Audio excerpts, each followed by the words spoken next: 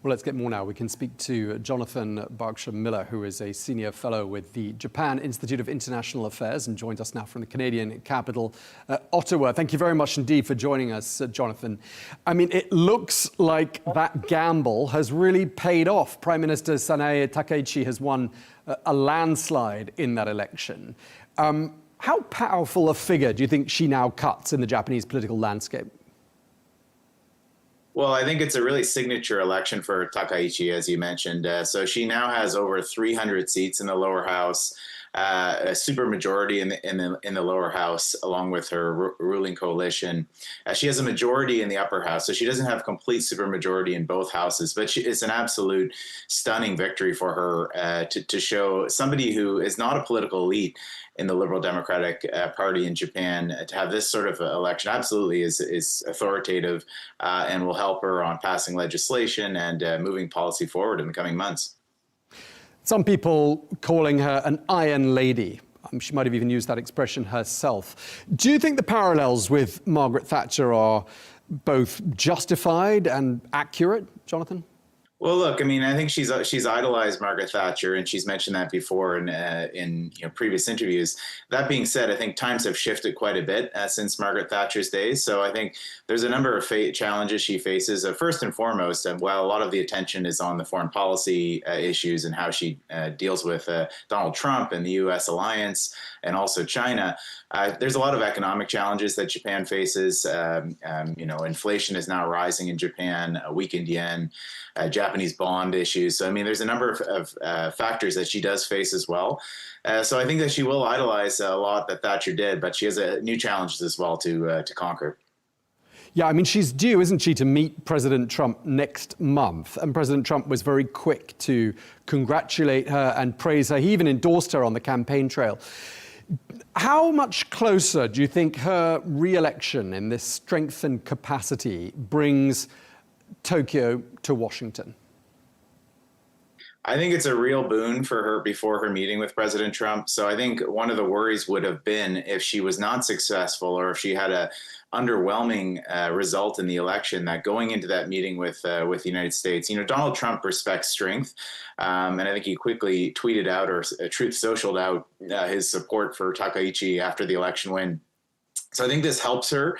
And also the timing of that meeting is very strategic because shortly after that meeting in Washington, which will be later in March, will be a meeting in April, Donald Trump going to China. So I think Takaichi is very focused not only on that meeting with Donald Trump in Washington, but also being one of the last voices in his ear before he goes to China for that very consequential meeting with Xi Jinping.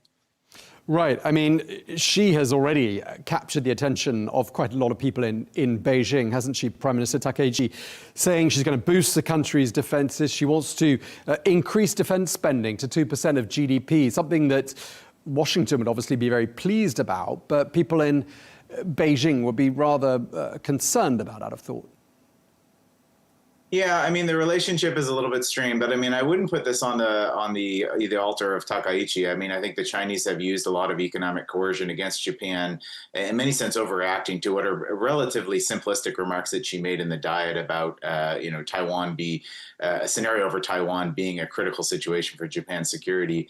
And the defense spending issue, I mean, look, you look at a lot of U.S. allies across the board, whether they're those in Europe and members of NATO, other members, East Asian allies such as South Korea. I think everyone is realizing they just need to spend more on defense. And I think Takaichi is just the latest in a line of Japanese prime ministers who's realizing that Japan needs to do a little bit more to keep up its share of the burden and also to protect itself and its citizens.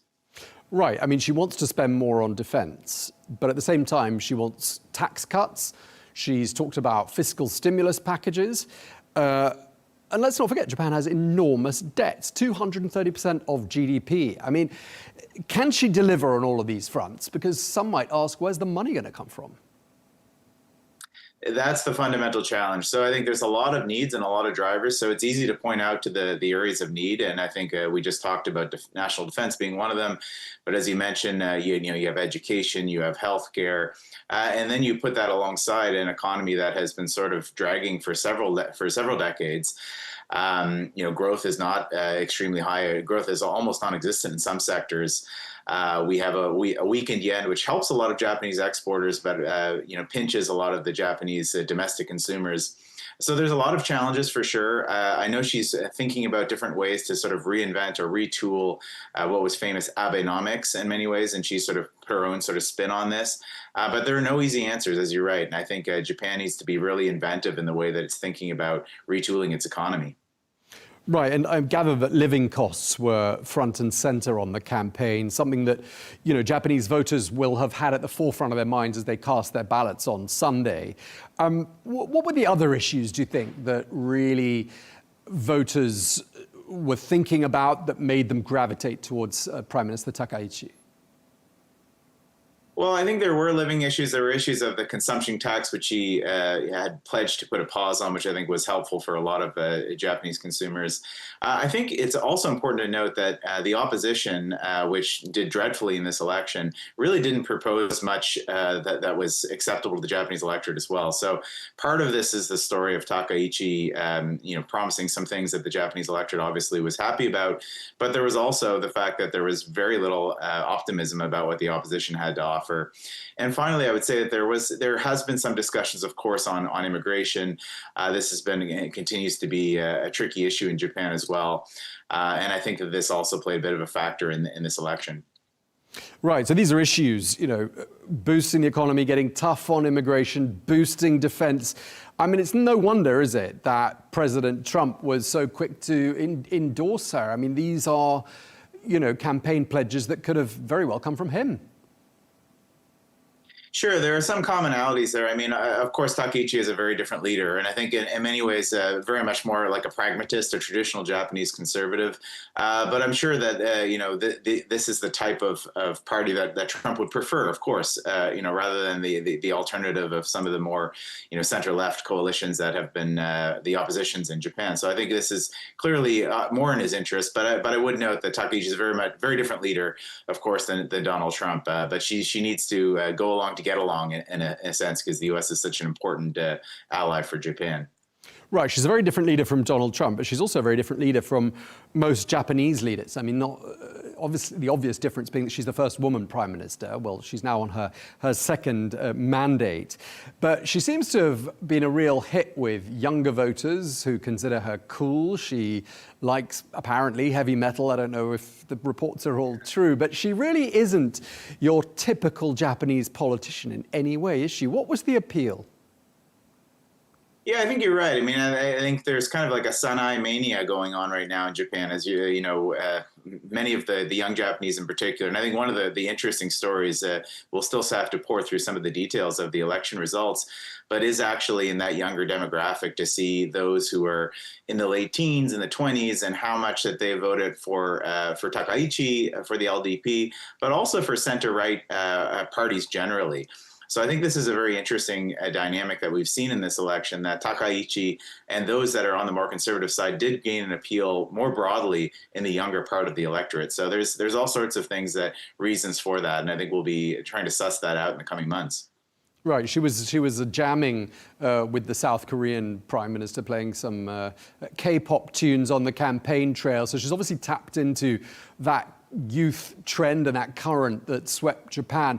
Do you see her being able to patch up what have been historically quite tricky ties between Seoul and Tokyo? It's always a complicated one, but I think, even things such as the drum session, I think these are things that would have been unheard of in previous iterations of leadership. So I think, it's a good sort of positive sign. It doesn't structurally change some of the issues. But yeah, I think that she's committed in many ways similar to, her predecessor, Abe Shinzo, to a pragmatic way of engaging with Seoul. Obviously, there were tensions at the time when he was prime minister, but he was very focused on a pragmatic approach on dealing with South Korea on security issues, trying to improve diplomatic relations. And I think that's going to be the case. You're always going to get spoilers in this relationship, sometimes out of the control of prime ministers. But I do think that she's focused on a forward-looking relationship with South Korea.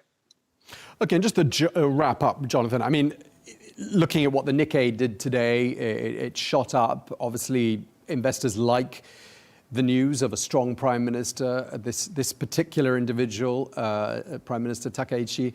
And as we've been saying in this conversation, Japan's had a tough time the last 30 years. I mean, the years of the bubble are very much in the distant past now, 30 plus years ago.